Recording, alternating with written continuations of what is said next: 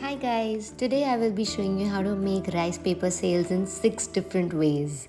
Here is a shout out to The Slice by Priyanka, Cake O'Clock, The Baker's Nation, Ovi's Bake and Bakerish. If you want a shout out, then write your Instagram link in the comments below and I'm going to give you a shout out in the next video. So now let's get started. Take cold or room temperature water in a plate. Make sure you don't use hot water because based on my research what I have learned is hot water would melt the rice paper sail faster and that's not what you want. Make sure your entire rice paper is submerged in including all the corners and soak it till the time you stop seeing those lines on the rice paper. And now take it on a butter paper or a silicone mat and just open it up evenly. Try not to tear it at this point of time, and if there are little bit of foldings or bubbles, it's absolutely fine. I've taken pink gel based food coloring, added a little bit of water to get more control of spreading it, and then I have added some blue as well on the other end, and in the center I have added purple and just merged it all together. I love how this looks, and now I'm just going to fold it and clip the silicone mat in such a way that it looks like a mountain but ends with a wave. And now I will just release all the sides of the rice paper so it has a very smooth flow going on. Now I'll take a toothpick and just simply squeeze it into the rice paper, not trying too hard. Make sure you don't tear your rice paper at this point of time. I'm going to adjust the silicone mat so that the shape of my rice paper comes in the way that I have planned. Once this is done, I will keep this aside and let's move on to the second design. For the second design, I took cold water again, added a little bit of blue and a little bit of pink gel food coloring, again submerged my rice paper into it, and this turned out to become a really nice subtle purple color.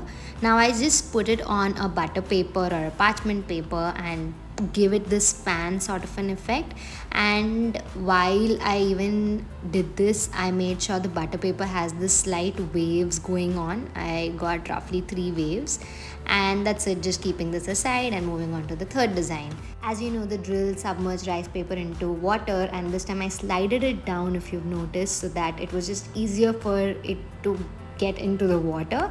I took a bowl, took a large sheet of butter paper and just covered the entire bowl with it by tucking the butter paper under the bowl, and just spread this entire rice paper around it, just making sure all the sides have opened up. On this I'm planning to do a fun animal print pattern, for which I took pink gel based food color and a back of a paintbrush and simply made dots very randomly.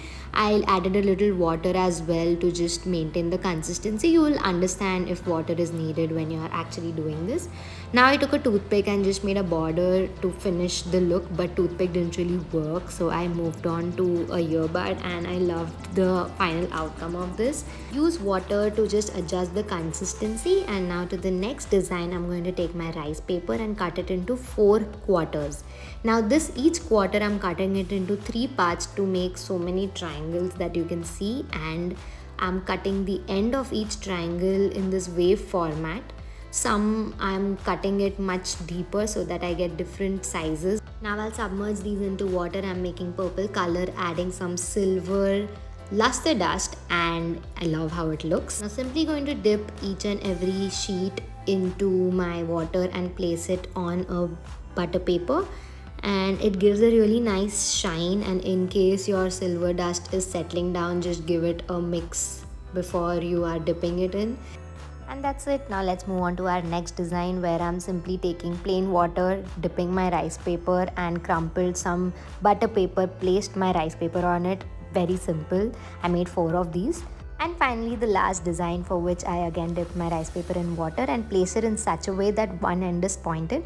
Took a butter paper, added a few drops of blue and pink gel color and kept tapping it on the rice paper to give it this really fun watercolor effect.